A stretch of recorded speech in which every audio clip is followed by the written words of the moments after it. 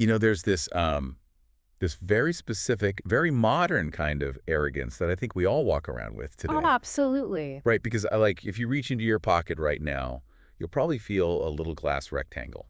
And that rectangle contains, quite literally, the entirety of human knowledge. Yeah, right at your fingertips. Exactly. And because we have that access, because we can, pull up the gross domestic product of a country or the history of the Roman Empire in like 4 seconds, we tend to make this massive sweeping assumption about ourselves. We assume we're the smartest ones in the room. Right. We assume that we are the most aware, the most critical, and the most fiercely independent generation to ever exist. Which is, I mean, it's a very seductive illusion, isn't it? We Mhm. mistake proximity to information for actual wisdom. Yes. We look at a screen, we see millions of data points, and we basically convince ourselves that we're the ones directing the flow of that information. When really it's the other way around. Exactly. Completely the other way around. And so we look out at the world and we see the glaring flaws in our social systems, our political structures, the economy, and we feel this tremendous sense of agency. Like we're going to fix it. Right.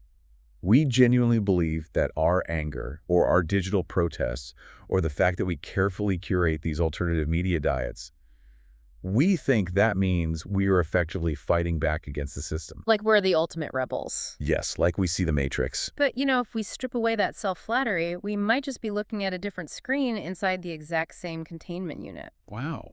Yeah, the rebellion itself might just be part of the programming. And that terrifying possibility brings us to the core focus of today's deep dive. We are looking at this brilliant, really urgent piece of writing by Mark Wells. From the Knowledge is King blog. Exactly. It's titled The Hijacked Mind. And I want to be clear right off the bat. Our mission today is not to debate the validity of specific news stories. We aren't here to, litigate which political side is right or wrong. Or who's spreading the worst rumors. Right. Instead, we're going to explore a much deeper, much quieter control mechanism. We're unpacking Knowles's thesis that our modern information ecosystems aren't just feeding us bad information. They're doing something way worse. Yeah, they are fundamentally rewriting the rules of how we think. They are structurally breaking our cognitive machinery. And that distinction Wells makes there is absolutely crucial because, we spend so much energy fighting surface-level symptoms, and we're completely blind to the underlying disease. Right. It's like we're worried about the water damage on the ceiling while the actual foundation of the house is crumbling beneath us. That is a great way to put it.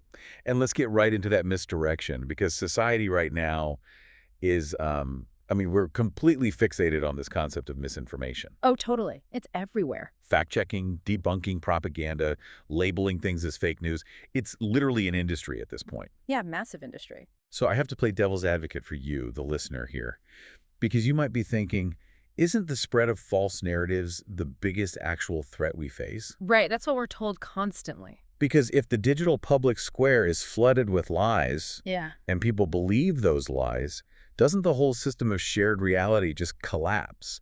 It feels like the primary enemy. Well, that is definitely the dominant narrative.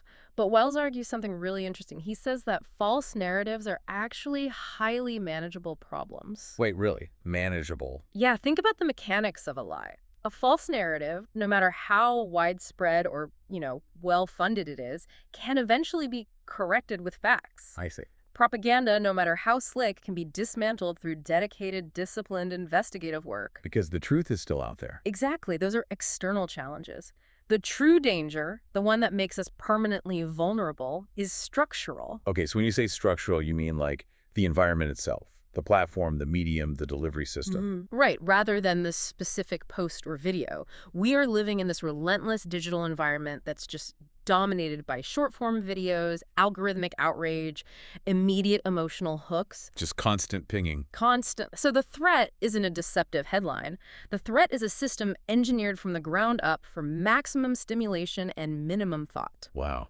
Maximum stimulation, minimum thought. Yeah.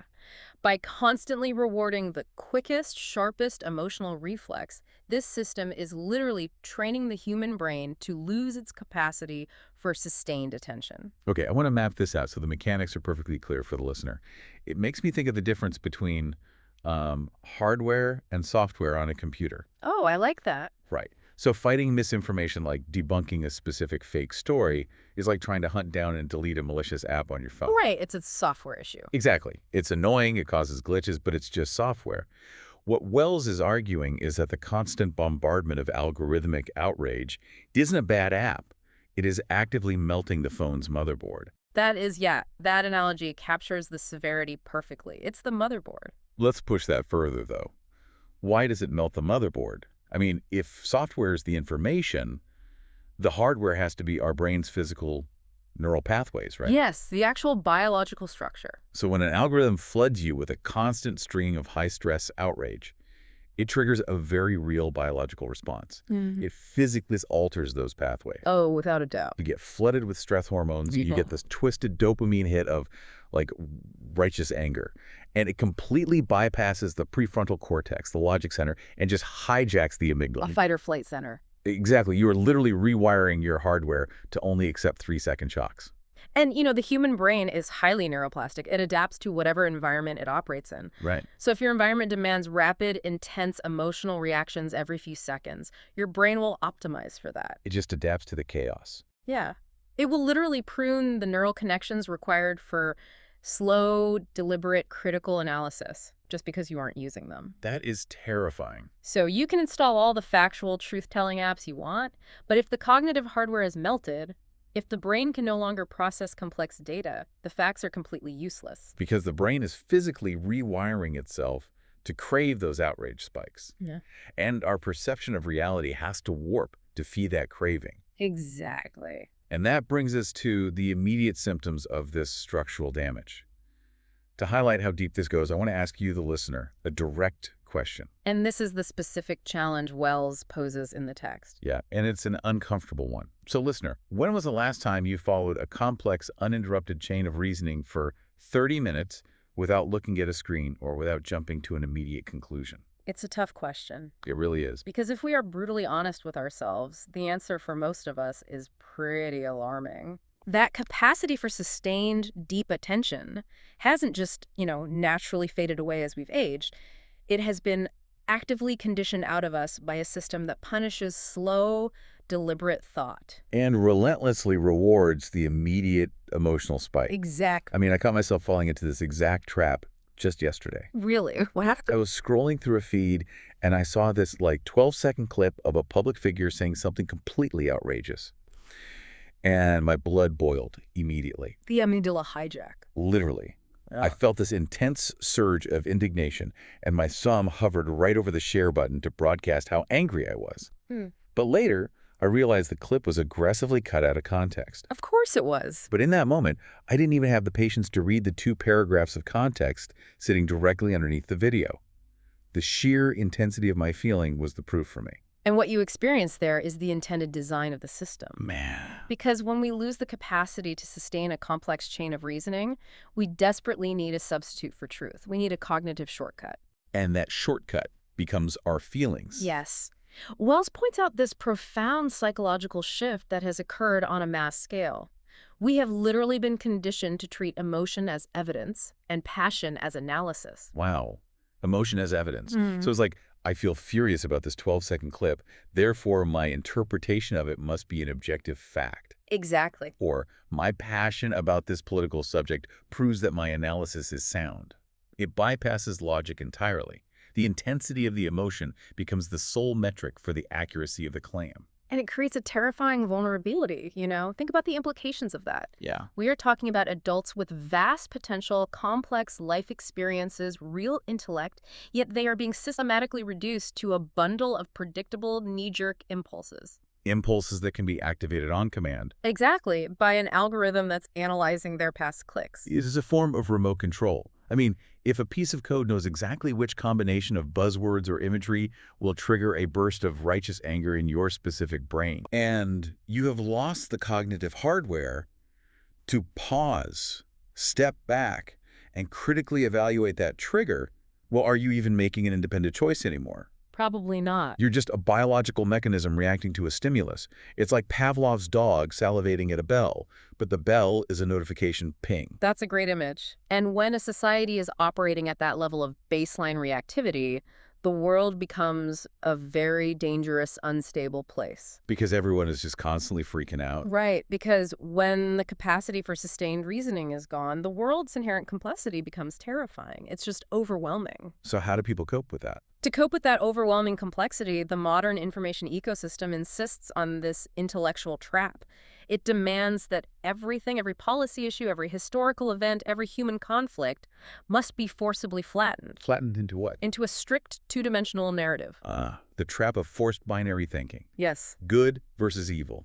Us versus them. The oppressor and the oppressed, with absolutely nothing in between. Because nuance requires a long attention span. Right. Nuance requires holding two potentially conflicting ideas in your mind at the same time, weighing historical context, and evaluating them without immediately picking a side. Which we just established we don't have the hardware for anymore. Exactly. That structural tolerance for nuance has been entirely dismantled.